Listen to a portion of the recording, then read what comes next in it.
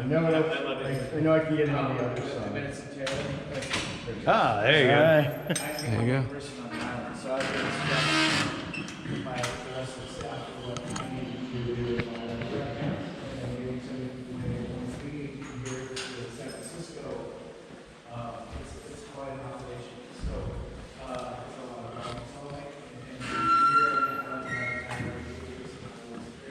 This is A block, but they were in D block, right? Yes.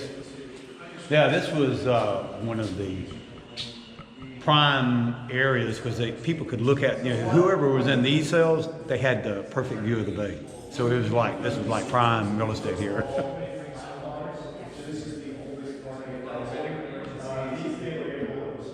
Very few, I guess, as far as I know, John and Clarence never got to this side. Yeah. It's just so strange being here.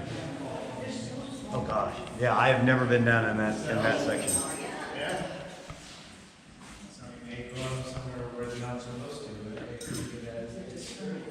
So is this the catacombs? Yeah, this is the entrance, and we're pointing out that this is the old part of the prison that has the flat metal bars, so it got replaced with the round tubular metal that you see when you're walking down Broadway. This is what the military prison for the Pacific prison was created. When this place was open, it was for the gold rush. To put a defensive barrier for the gold rush for people that are trying to come in by boat to Sacramento.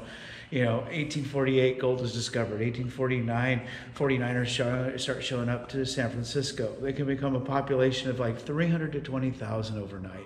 And there's multiple different boats from different countries and different slips in San Francisco. And there's a lot of American flags being flown when this was just a territory, at Mexico, basically. And so eventually, gold rush is happening. The word of gold about reaching into the rivers of California and pulling out these nuggets. I mean, it was huge. And so, big population. 1850, U.S. government's like, yep, we got to make this a state. So they immediately make this a state. They give documentation, I believe, to this, people who Mexico are like, hey, this is now.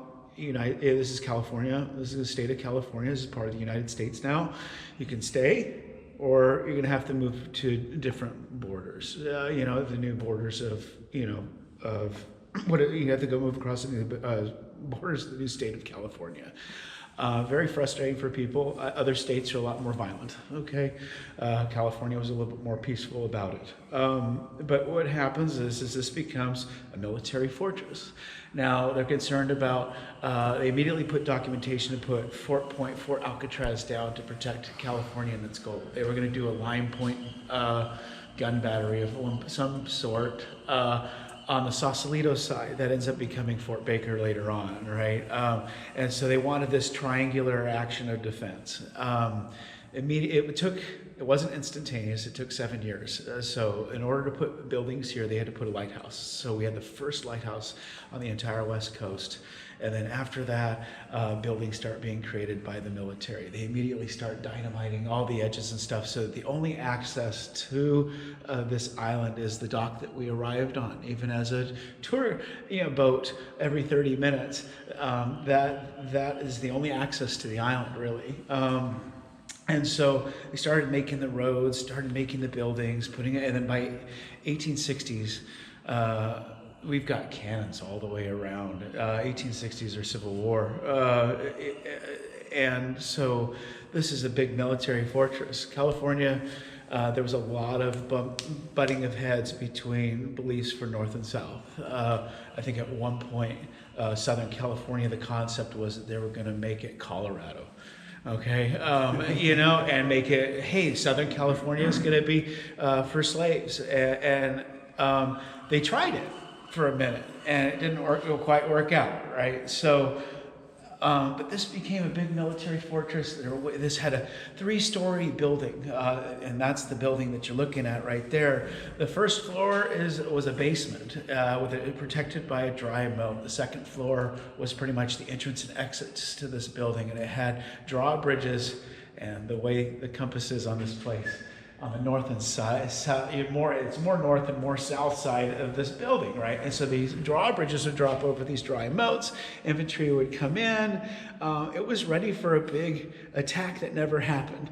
They would be waiting for the whites of their eyes to come up over this defensive fortress, and there would be gun-slit windows and things in this building. They'd be able to withstand a siege for 4 months, waiting for the military to come from DC all the way around.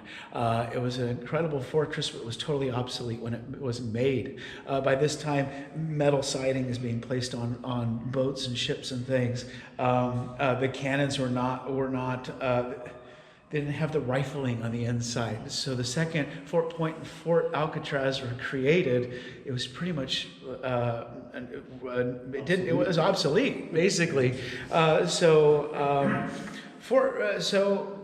nobody attacked this place. The first jail was at Sallyport when you walked in. Jail number 2 and number 3 was at Electrical Shop. The red brick foundation is some of the bits and pieces of that prison, is where military, made these, made the roads, made these buildings. When the bricks look really organized, it's probably Army Corps of Engineers.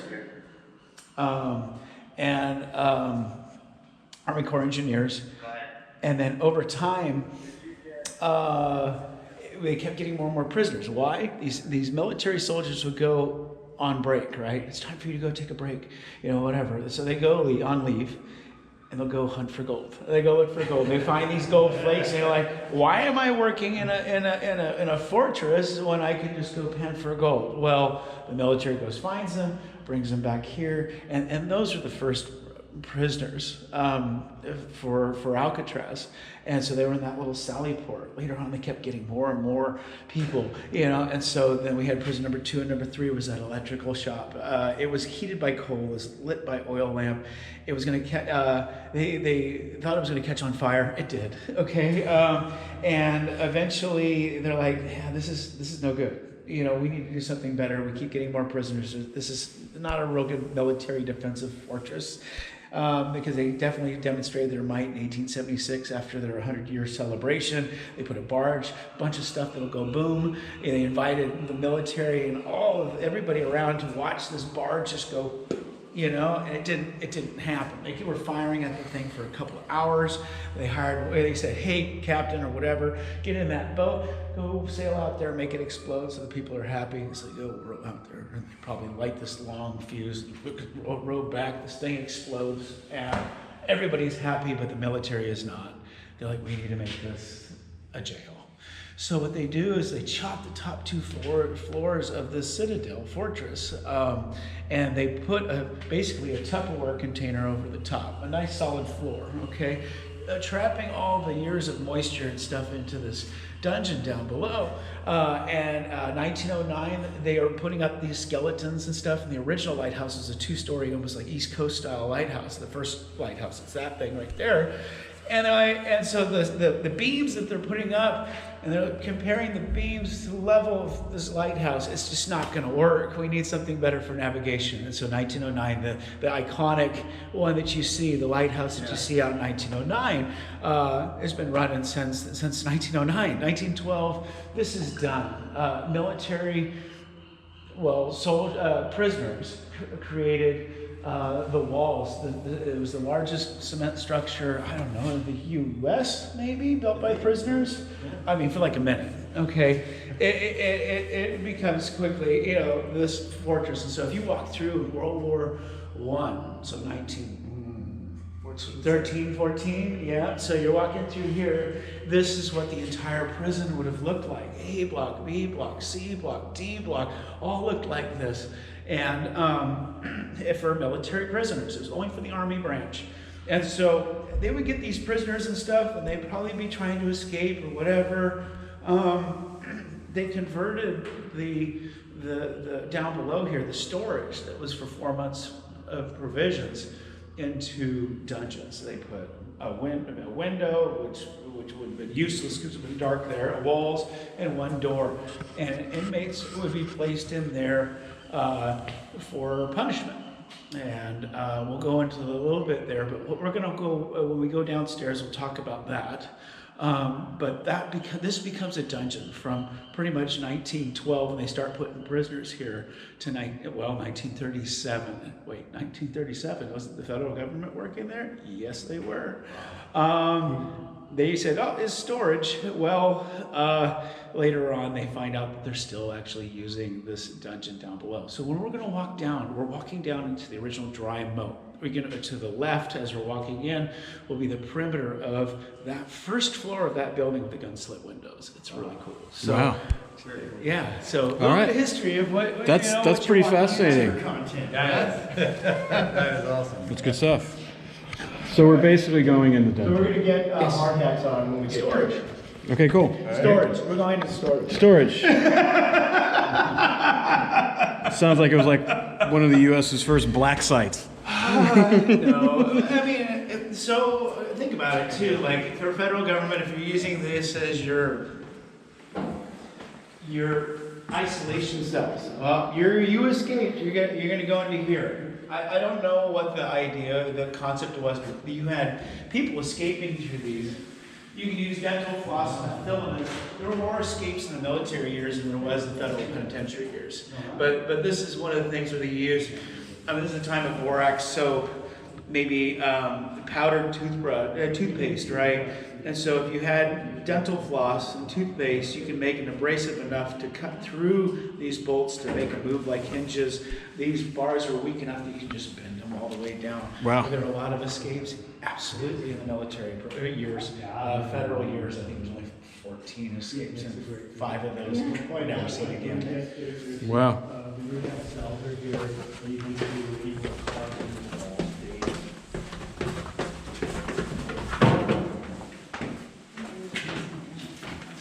Thank you. It's got the little knob getting to it. Yeah, they're not the typical OSHA stairs, you know, with measurement. I'm glad I'm not down there living. What is it? Let's be down This, here. yeah, can It you is- imagine it is, if, yeah. if Johnny Clarence ever came down here, you know? It'd still be here. You know, this is one of the things we heard about, that they came in here supposedly and found people down in this area. Oh, yeah, there's some documentaries about people finding bodies in the dungeon area. That did happen. No. Yeah, gonna let you do your thing. Oh, yeah. I just gotta find my channel. You come up past me. Photo bomb. Everybody gets shot here. You can see the remnants of steps, and if you've done any kind of construction, you can see that, hey, these look like steps. Well, there's sort of been wooden steps as well. Wooden steps are really popular for a fortress because if you're infantry and you have somebody trying to attack you, right? And they're trying to they got to get to the first floor first, right? So they'd be coming up over here. Dry moats are very popular in Europe, so they would put metal, sharp stuff, riprap, sewage. Like if you fell down here, you get injured, you'd be, begging to get shot because you're going to be dying of an infection. And so the soldiers out here would, inside the fortress walls around here, would have these gun slit windows, and these are the only gun slit windows that have the still those metal curtains to protect you. So if you came down here as an enemy, these things would open up. There'd be people with muskets on the other side, firing at the enemy. Did this ever happen? Nope. No, it never did. But that was the plan. They would come up over this dry mountain, and they would have 4 months of provisions. So yeah, later on, 1909, they put a Tupperware container over the top of this. So 1857 all the way to 1909 or when they started putting a foundation over this top. That's a lot of moisture and everything else. And so when Army soldiers were placed down here for punishment, it would be a moisturized environment. There'd be a lot of lung infections and everything else. It would be very rough. Some of these people would be high cuffed. Can you imagine what kind of prisoner, what you would have to do to be placed in something like this. And so let's walk a little bit further here. And these are the storage units that later on became dungeons. There's 4 on this side, and it's like a mirror. And so on the opposite side, there's 4 on the opposite side. One prisoner would be placed in here with a bucket for food, a bucket for waste. Maybe they were the same bucket. I don't know. That's one thing that I'm still trying to figure out, whether they had 2 different buckets or it was just one for waste and food. I don't know. So they put walls on this thing. The second they put a covering over the top, this was exposed by rain. So people would be placed high-cuffed. For 14 days for the military. For the federal years, it was 19 days. So for 14 days, maybe for the whole day, they'd have their arms up over their head, high cuffed to the bars on the doors. And when it was time to let them go, they said, hey, this all ends. Who knows? Maybe they're military. Either they pulled buttons off of officers, or the military uniforms were folded nicely right in their cell. This all ends once you choose to wear that uniform. So again, who would be the people that would be placed in here? What would you think? What would you have to do to be placed and have this kind of punishment done to you? Probably murderers. Murder, okay, murder. I would think it would be a lighter sentence, like if you tried to, leave your post, fall asleep on duty, Oh yeah, okay. disrespecting an officer. Sure. That could have been maybe whistling, because there was a time where there was just absolute silence. You had to think about what she did. Even in the beginning of the federal years, there was this idea of silence. You had to be, think about your punishment while you're here. That ended in the federal penitentiary. I don't know what the military exactly was like, but. You'd think like spies, or people who give away government secrets, who like Martin Sobel, but no, it was a group of Hutterites or Mennonites. They're kind of like the Amish. They're very peaceful, plain folk. They're from, I believe, Europe. And eventually they came around, and at one point the president was. The president that was in charge at that time said, hey, you guys do an amazing job farming. Why don't you come here? I forgot which state. But you're really great at farming and things.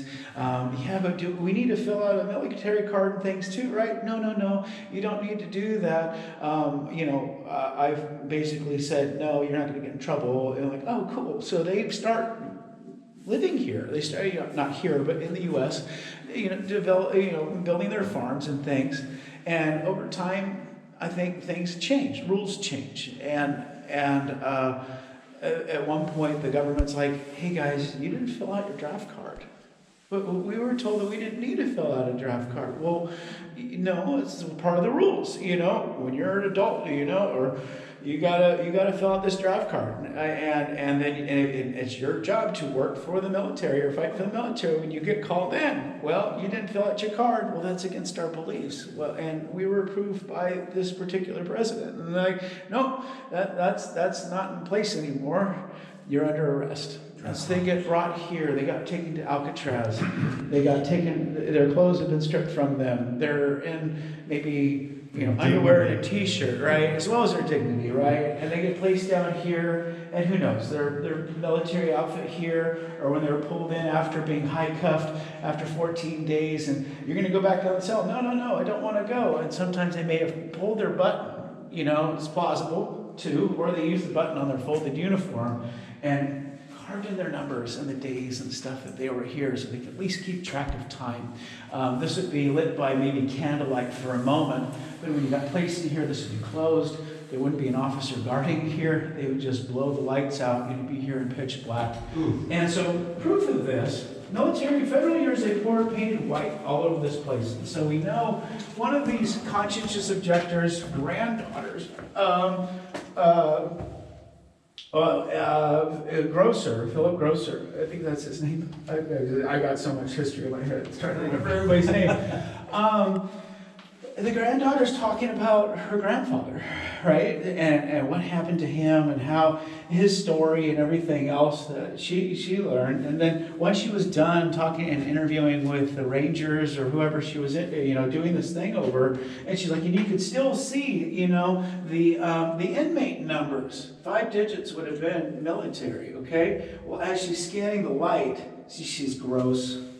Philip Grosser, her grandfather, she breaks down and starts crying about that she's talking about this in the actual cell that he was in for not filling out a draft card or not wanting to go into the military. Now, some of these conscientious objectors got lung infections and stuff through here. They get transferred to a different military prison in winter. It's oh my gosh. Leavenworth. Leavenworth was a military prison at this time. And so there they go to Leavenworth. It's in the middle of winter. They're not wearing, warm clothes at all, I don't think. And well, these guys die of lung infections. And so they put them in coffins and they ship them back to the family. Well, one of the wives of these guys, they're like, hey, I wanna see my husband before we put him underground. Can we open up the casket, please? And so they open up the casket and they look inside, and basically it's her husband wearing a military uniform. Okay, ultimate insult to this person who's in this coffin. Ultimate insult to the Hutterites and their religion and their belief. And to this day, after when they got placed into where they were buried, their grave site is actually marked martyr on it. So it's just, and then so to this day, Hutterites, I think it's Hutterites, right? So come here, and they ask, hey, can we go see, the dungeon? So they'll come down here. We don't explain, unless they ask, we don't really explain to them what this is about. They know their history, their family, or religious history here. And so they come here, they sing these beautiful hymns inside this building, in this area, because this is just basically a religious site for Crazy. it's hard to explain, and I don't want to, it's kind of like they're very similar to maybe the Amish community, or they're very plain folk, very peaceful people, and it's just such a cool little. Yeah. I mean, this is such an amazing place with so much history. We have occupation stuff too. 1969 to 71, Native Americans occupied this place in about a year and a half, 18-month, takeover of the island, and creating a group of Native Americans of all nations. Why? Because before the U.S., before Mexico, before Spain, was the Ramaytush Ohlone Native Americans. They lived here. They thrived here in the Bay Area. And when Spain came over, and they worked on in the missions and everything else. They were taken from their property, their land, and moved. And then every time there was a new, all the way up to the U.S., they kept getting moved and moved and moved and moved. And this protest was like, hey, you guys took our land. We've got this Treaty of Fort Laramie. Any government agency that's not utilizing the land in which it was intended, this has been closed for 7 years. Then it goes back to the Sioux Nation. Well, these groups from Berkeley and San Francisco created a group of Native Americans of all nations. And so we're Sioux too. We're part of this group. So you need to give us back our land. And so they protest here. They didn't have this locked. Once this federal prison closed, they threw the keys in the bay. They kept this thing open. And when the Native Americans came here, these were open. So they used candlelight and used that to put their political statements on the ceiling. And so what you're seeing here in this next cell, the second and third cells, are the Native American political statements utilizing the candlelight and smoke. So That's cool. Yeah. And you'll see larger signs of occupation as we get further in. Yeah. Sorry, What do I you take think? a Dungeon? time. But yeah, What do you think of the here's dungeon? more of those. It's scary. Here's more of those military numbers. 9,445. I mean, 94. About 9,445, and then there's 10,690, 10,555. Like each of these numbers has an identity, and we're still cataloging all this. It says Willie Nelson. It might have been a minute. I joke about that a lot. But yeah, all these, and we know that they're legit graffiti from this time is because the federal government painted everything over in white. And so, anything that's carved and you see red, that's current. That's like some guest accidentally, put their finger mark, engraved their fingernail or something in the paint. So again, we're walking around this old fortress. Nobody attacked this place. They opened up windows. They opened up the gun-slit windows and made these pretty, and so as the light, the morning and afternoon and evening sun would come around through the dry moats when this was open up to the sky. The walls are plastered and things. I think the furniture, since Fort Point was its sister fort, that if you walked in there and you saw all the beds and things and furniture, I think it would be similar furniture in this building as well. So it's really cool stuff. Just watch your head. All this stuff is reinforcement, and they're all tagged. These are all like 2014. Okay. At one point, I believe this is probably closed because the weight of this cell house on brick that's not like structurally sound. It was probably it's early days, but all the weight as this building is settling in, the brick and stuff is bowing and cracking and due to the moisture and everything else, there's a lot of erosion. So at one point we had to do a lot of retrofit and reinforce work so that we can all walk around the cell house and actually admire this beautiful building. So yeah. Your current president appreciates that. It makes the job easier. And this is the original coloring of the brick. The cement came from New York. I don't know where the brick was fired, but I read it somewhere and I can't remember. But over time, these are probably 3 little cells, like maybe processing cells. So as a soldier gets brought to Alcatraz, they'd probably bring them up, and maybe lieutenants or captains would have been living on this side. I'll tell you the reason why I believe that as well. They would come in, they'd say, all right, we're going to figure out where to put you. We'll put you in jail number 1, or whatever, down in one of the jail cells down below on the island. This was simply for infantry and officers when this was a working fortress. There was a dark cell here as well. So you had 1 dark cell and 2 light cells, and you can see the hinges for the doors. What do you mean by dark and light? So dark cell would have been like the dungeon cells over here. Those weren't dungeon cells at that time.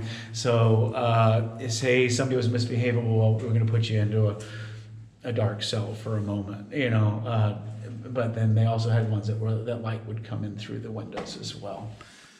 Sensory deprivation. Yeah, probably. Yeah, Definitely. I'm not, I don't fully understand the reasons why people do things. But yeah, this is the brick, and now we're on the opposite side of the cell house. Like right now, we're underneath D block, where the isolation cells are for the federal prison.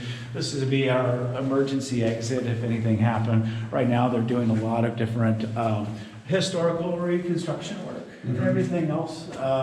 They're making sure that the walls in this place stay upright so more guests and tourists can come through. And so, yeah, you'll see as we walk around, this place mirrors itself. So this is kind of like what we walk down the steps, right, on the other side, right?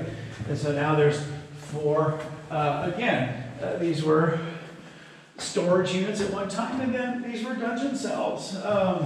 But during this one, this was an active fortress, and this was just for military provisions. This would have been the so military soldiers like toilet. There was a captain's and lieutenant's toilet that was further down. And it was in the actual fortress here. We've opened up the top of this thing, and we've had rangers go search through there, and they found shivs, they found commissary coins, they found a bunch of different stuff from the federal penitentiary, because this was all used for the sewer lines. The sewer would go into this larger brick tunnel, and it would dump into the bay. So there was no sewage treatment plant. Even in the federal government times, there wasn't a sewage treatment plant. All that water or waste just went into the bay.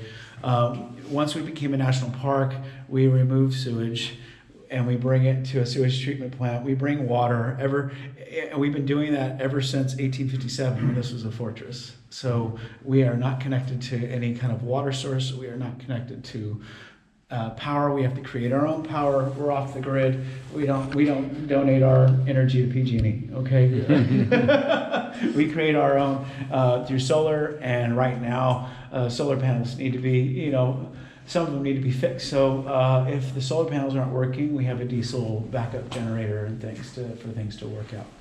So is this where Sean Connery came in? Probably. Oh, I love that movie. However, it's not accurate. You can almost kind of see it happening here. Right? There is an area in the new underneath the New Industries building wanting to film tunnels. I don't know if this is Ranger lore or not. But it was at the time of the movie that National Parks realized they're going to open this thing up because they want to see these military tunnels, right? There was at least 3 or 4.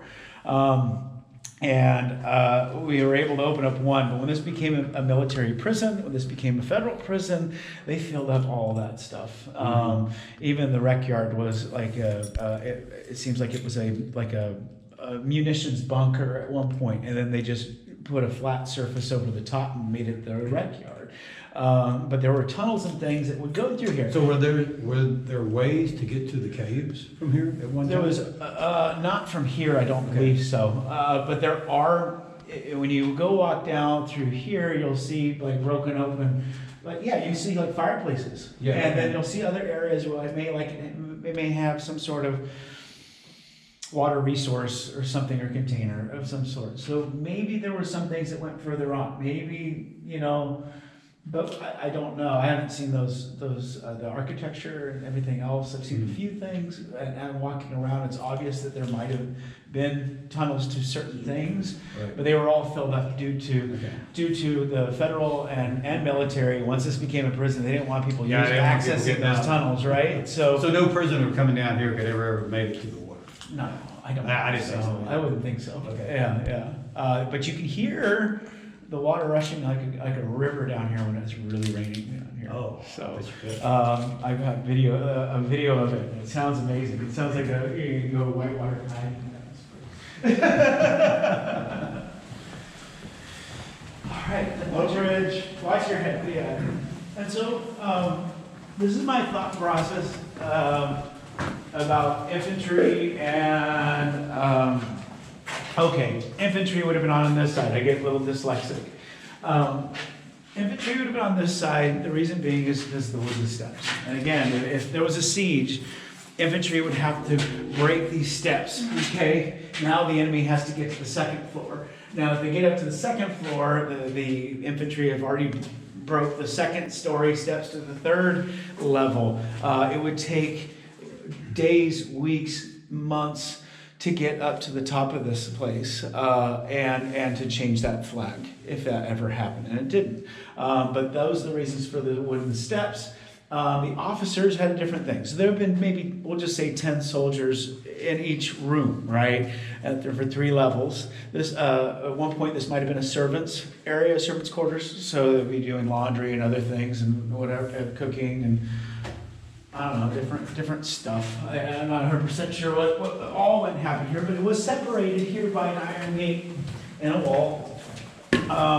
Yep. I didn't think I And was so gonna. right here is the Iron Gate. You can see the architecture here. There was another Iron Gate over at that military tunnel to the new industries building. I was here when I was like 10 years old, and that tunnel that goes into the new industries building had an Iron Gate over it like that. I'm like, what's over there? Nothing. It's all filled up. I'm like, well, it was used for something, you know. I'm curious, 10-year-old. Later on, the movie The Rock came. Basically, they're like, we want to film something in tunnels, right? And so they're like, well, the story goes is they said, we'll help you out. How much do you need to finish up this tunnel? Because it'd be great if we could film through this. And so National Parks gives them a number. There's a check that's delivered, okay, and we have a tunnel, okay. So when they go in, they start looking at it. They because the stone on this island is so porous and things, and it can crumble very easily. They put gunite on the inside, kind of like a swimming pool material, right?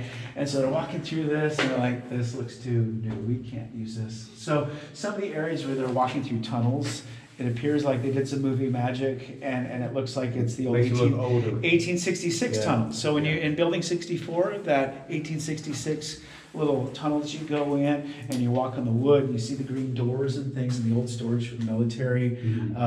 One of the scenes, it looks like they're running through that as a tunnel. I got you. Because it looks old enough to be tunnels, right? But yeah, that movie is not a true story.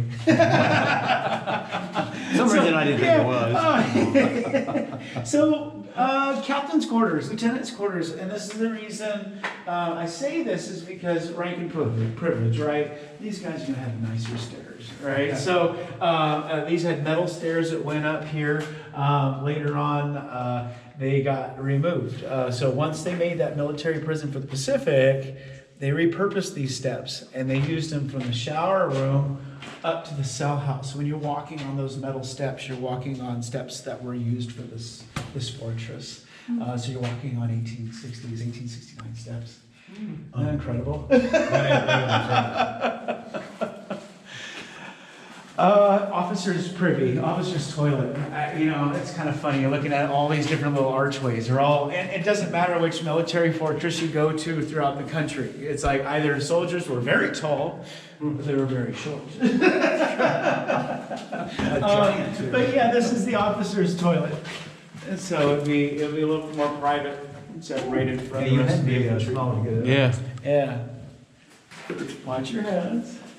But yeah, this is the whole citadel. And this had 4 fireplaces, and they shared, I think, the same chimney. And it was like a number 4 dice, except this building was rectangular. And the second floor probably was the majority of the entrance and exits of this building when it was a fortress. When it started becoming something different, and they realized that nobody's going to attack this place, they probably put steps and things and whatever to get into this area, I'm assuming. And then, the granite. So this is where the door must have been where the drawbridges were, and they would come down over and rest onto the granite slab up here. So this is where the entrance and exits. On the opposite side, there would be another piece of granite as well, holding up the end of that wooden drawbridge that came down over the dry moat. Man, I can't think of anything else right now to say. But That's yeah. a lot. You said a lot. Yeah. That's a lot of I history. got a lot of stuff in my head. Do you want me to take, do you want me to take any group pictures or something? Oh, we would love Yeah, to. sure.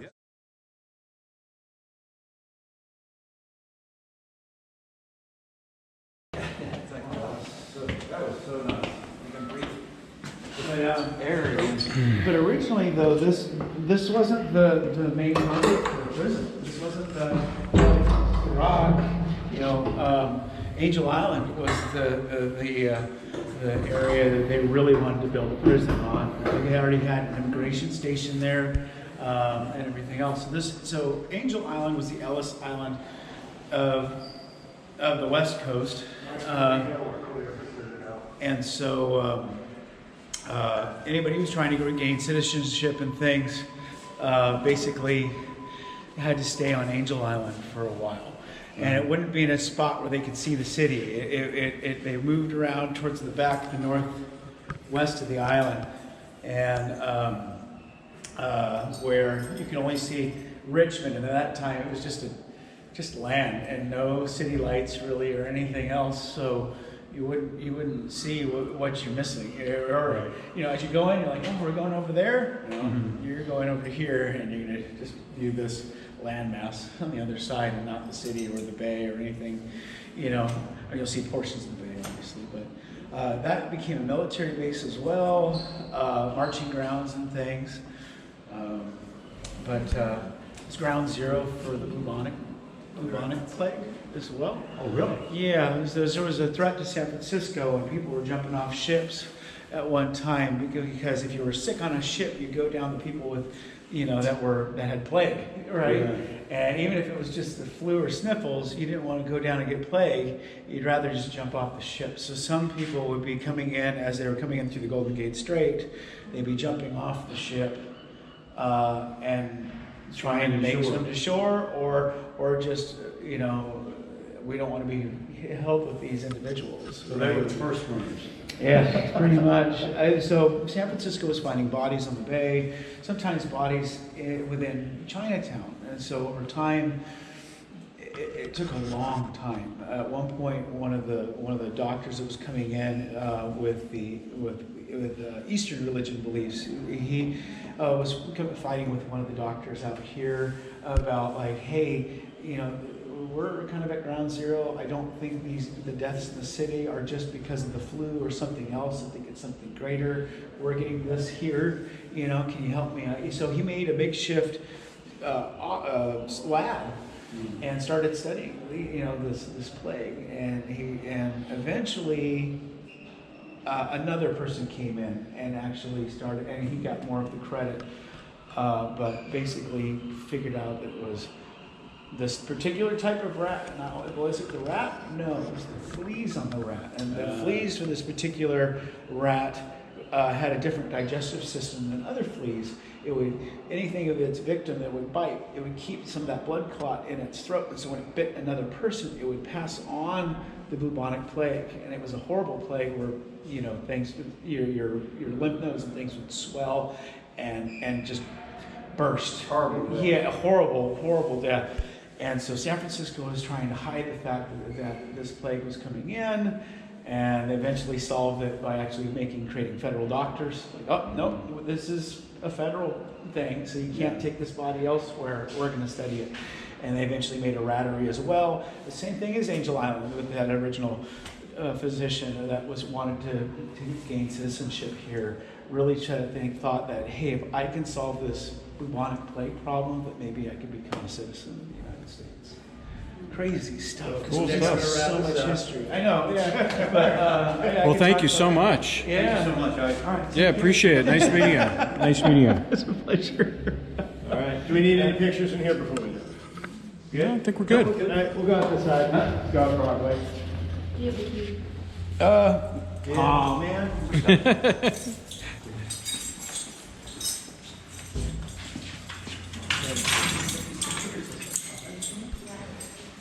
Thank you again. Oh, you're welcome. Come through. Yep, People already here. they're here. Taking the tour. Taking a tour. So they're on Broadway. Are they on Broadway or they're? So that's Michigan, that's This is B Block. B block, so down here.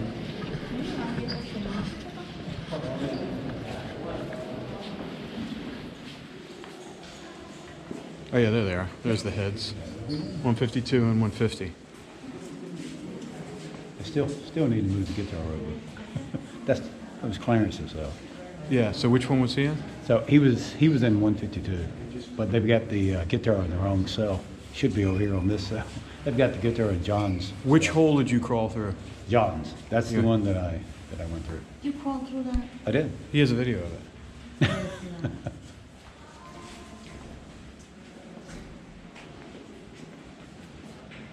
Not sure I could do it today. Put it on a little bit more. Well, time. yeah, especially after that steak dinner, huh? Last Yeah, night. exactly. So I'm gonna go make sure the sign's out, and I'll get Okay, back cool. inside the shop. We're on the way right now. A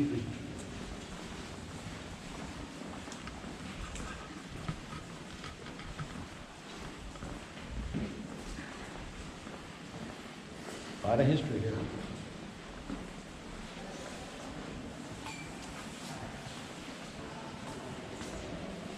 A lot of family history.